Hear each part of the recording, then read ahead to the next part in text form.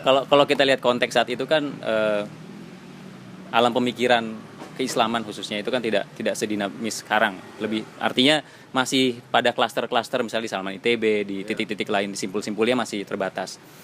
Kemudian muncul Mizan dengan membawa buku-buku yang sebagian diantaranya bukan ditentang ya, mungkin dipertanyakan, dikritik oleh sebagian kalangan muslim lainnya. Waktu itu apa karena konteks misalnya revolusi Iran atau ada hal-hal lain yang mendorong itu? Sebetulnya gini, pada waktu itu cirinya Mizan itu revolusi Iran itu sebuah kebetulan ya. Kita mulai persiapan Mizan tahun 82, itu 3 tahun setelah revolusi Iran tahun 79.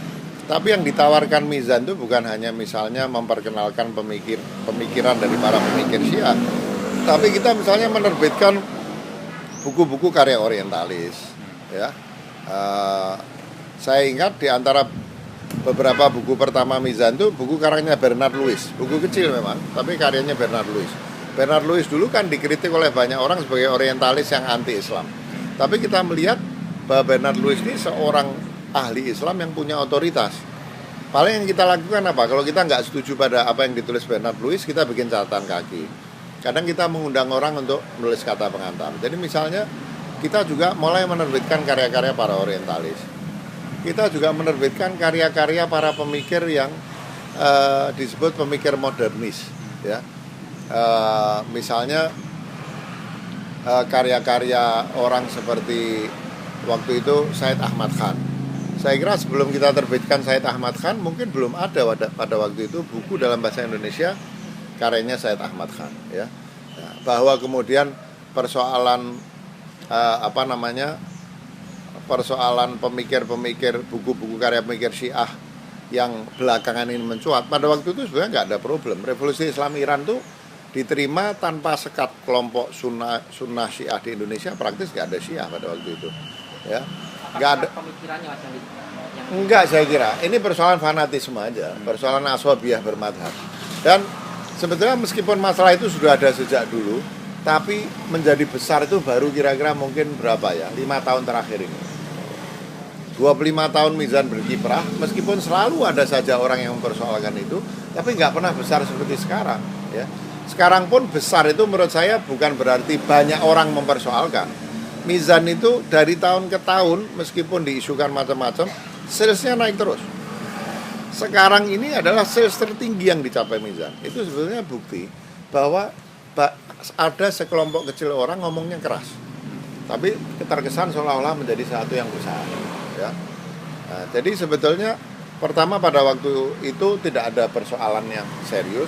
Kedua, orang menjadi lupa bahwa Mizan itu membawa bukan hanya pemikiran Syiah tapi pemikiran kaum orientalis ya. Ada karyanya ya.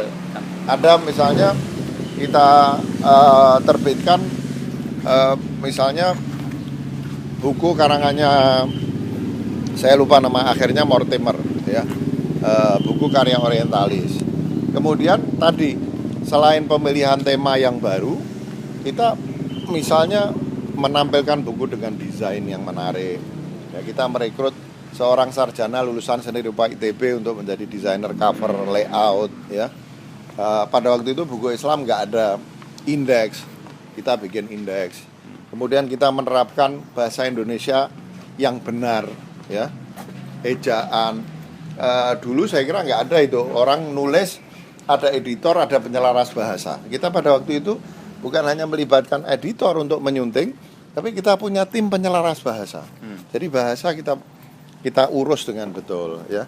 Kita belajar desain-desain. Saya ingat saya sendiri pergi ke toko buku desain di Bandung, membeli buku-buku dengan harga sangat mahal pada waktu itu, karena saya sendiri yang membayar. Itu buku tentang desain buku yang sangat modern ya. Nah, jadi itulah diantara beberapa hal yang kita tawarkan yang terbukti menarik sampai sekarang. Saya kira sampai sekarang ini Mizan boleh dibilang menjadi penerbit terbesar kedua di Indonesia.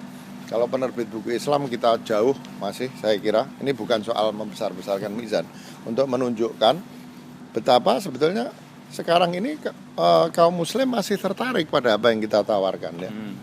Penerbit Islam kita jauh dibanding penerbit lain gitu ya. Ini menunjukkan bahwa tentu saja kita belajar, kita ubah. Ada saat-saat di mana kita merasa kita ketinggalan, tapi kita koreksi lagi. Terus kita belajar tentang selera masyarakat sampai kita bertahan seperti sekarang dalam posisi yang masih leading gitu ya.